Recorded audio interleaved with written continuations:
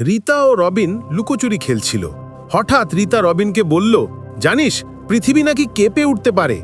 তাদের মা শিখা কাছে এসে হাসি মুখে বললেন, ও তোমরা ভূমিকম্পের কথা বলছো? ভয় নেই, এটা হলো পৃথিবীর নিচের প্লেটগুলোর সামান্য নড়াচড়া। তবে মা বললেন, আমাদের প্রস্তুত থাকতে হবে। তিনি একটি মন্ত্র শেখালেন, শুয়ে পড়ো, ঢাকনা নাও আর ধরে থাকো। মা দ্রুত টেবিলের নিচে চলে গেলেন। রিতা ও রবিনও সাথে টেবিলের পায়া শক্ত করে ধরে ভেতরে ঢুকে গেল। তাদের এই অভ্যেসটি একটি মজার খেলার মতো মনে হলো। শিখা এরপর বললেন, আমাদের একটি জরুরি কিট তৈরি রাখতে হবে। কিটের মধ্যে তারা ঠিক করল জল, একটি টর্চ লাইট আর একটি হুইসেল থাকবে। মা বললেন, প্রস্তুত থাকলে ভয় কম লাগে। সেদিন থেকে রিতা আর রবিন আর ভয় পেত না। তারা জানতো পৃথিবী একটু কেঁপে উঠলেও তারা নিজেদের সুরক্ষিত রাখতে পারবে। তারা একে অপরের থেকে তাকিয়ে হেসে উঠল।